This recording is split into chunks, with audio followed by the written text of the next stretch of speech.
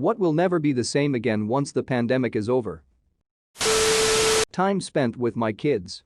Pre-pandemic I would leave the house 5 days a week at 6:15 a.m. to commute to the office, usually before anyone else in my house is awake. And I get home most evenings just in time to put them to bed. I'll never go back to that. The past 8 months I've actually seen my boys grow up in front of my eyes, and I get lots of quality time with them every day, even with work from home. I know now what I was missing. Hopefully your boss will finally admit that all his dumb meetings actually could have been emails all along. Small businesses. As a kitchen worker, I am very concerned about our industry. So many independent restaurants have closed down in our town, like 1/3 at least in the past months. It's depressing because we all have a deep passion for our careers and we're just watching it all crumble. My dogs have expected me to basically be around all the time and rub their bellies 24/7. Most of the mom and pop stores in my town are gone forever. Some of these stores I grew up with, the Nickel Arcade, the tiny French bakery my aunt took us to when we got good grades, the only ramen shop open after 10 p.m., my favorite donut shop, the fancy British tea shop I never had a good date in, but many London fogs that were utterly perfect, the only dim sum place, the handmade mochi and tea shop, the only cigar shop in town to get fancy cigars. I lament the death of all these tiny businesses I took for granted. I always thought they'd be around. Now my community is left with just brand-named box stores, no more originality and flavor. Just closed skyrise buildings surrounded by a garishly lit Denny's, Olive Garden, and Target. Ask someone who did time, they'll notice all the stuff we got used to. I read an article about a guy that went into the woods at the beginning of March and totally cut off communication for 100 days. He came back to an entirely different world. Pervrajishkit was 74 days. Obliviousness to how many things I touched between hand washings. Working in an office, particularly in Japan. I live in Japan.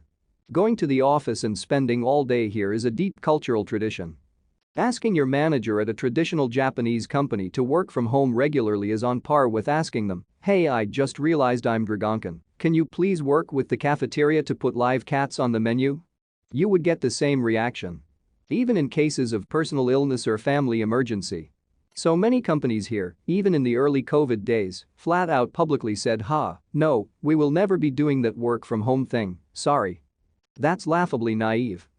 Then, the country issued a declaration of national urgency, not an actual emergency, as that would entitle the government to be actually accountable to the livelihoods of the people, just a very strong-arm public stance and shaming businesses into following suit.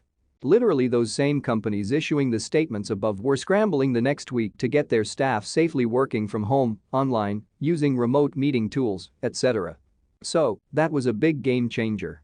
Still, everyone was thinking, once the urgency order is lifted, we'll all be going back to work as normal. Well, the urgency order lasted a few months. And those traditional Japanese businesses saw what happened to their bottom lines when they no longer had to pay for electricity, heating, cleaning, office equipment and maintenance, subsidized travel expenses, to from work, soft items like coffee and snacks, etc. And so many of them now are singing the praises of a sensible work-from-home policy and planning for even long-term work-from-home options. Now the society is changing very rapidly to accommodate working from home. More people recently are less looking at buying their first house apartment in crowded Tokyo outskirts close suburbs and looking more to buying 1 to 2 hours away in the boonies where land is actually affordable and living is better. It's watching a sociological essay study unfold, live, in slow motion. Office life. My company has already announced that once we are allowed to go back, we'd only be going once or twice a week. It seems many realized how feasible working from home is. A massive amount of people now know they can work from home. I knew I could before, but my overlords wouldn't allow it. My attitude towards my entertainment backlog. Previously I used to look at my PlayStation library or my Netflix list and think if I just had a few weeks off I could make a serious dent. I've had more than a few weeks off, and my backlog seems if anything more endless. I'll probably be in the retirement home with that little voice in the back of my head going, Peaky Blinders is meant to be good, should get on that. I will not take hugs for granted. Yep. My mom passed away unexpectedly in October. Because of my asthma, my mom took extra precautions around me, and hugs were completely off the table. The last 2 times I saw her, I tried to hug her goodbye when I was leaving, and she said no. Of course I respected that, and we did an air hug. When I found out she died, the first thing that went through my head was the fact that I had not hugged her since January, and I never will again. There's millions of others in my shoes, and it's freaking heartbreaking. My waistline. I had finally started working out 5 days a week, eating healthy, going to bed on time, etc. I kept that up for about 3 months and 1 month into COVID before losing the mental strength. I gained pretty much all that weight back and I'm pretty bummed. On the bright side, my younger brother has finally gotten his shoot together and looks better than he has in years. Standing next to someone after they sneeze. Today, I watched some lady pull down her mask, sneeze with her mouth fully open, spit flying everywhere on the product.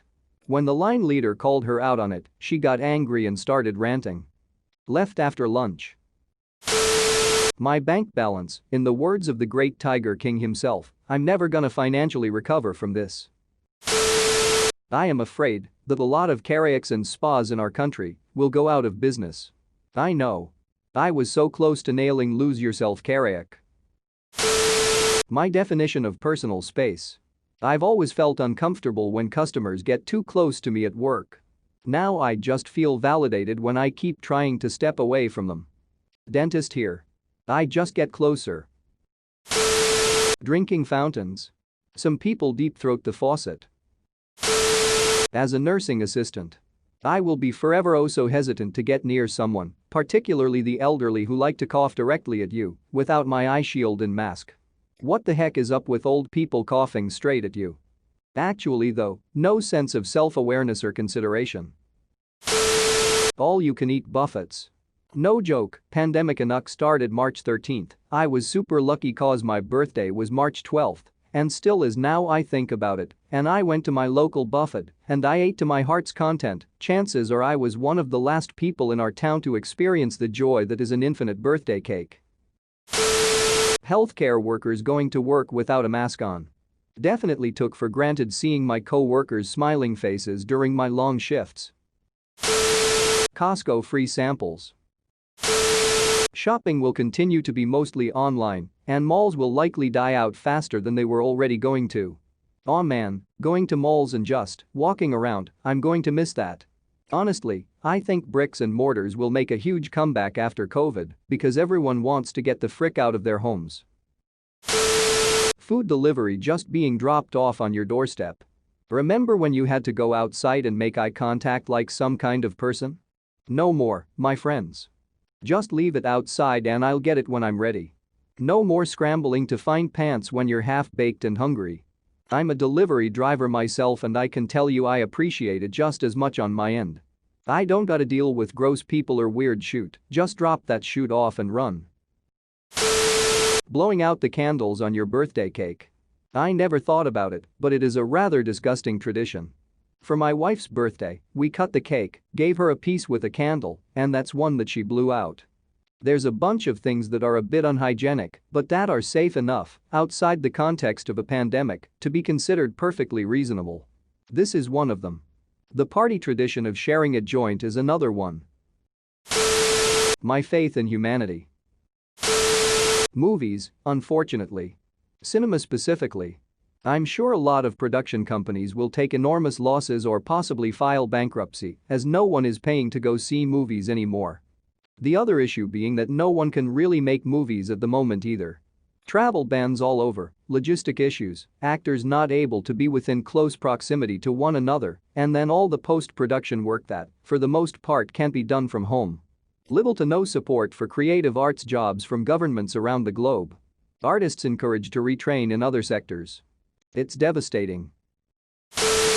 I have the impression that people has shown their worst part, and this will have consequences for a long time.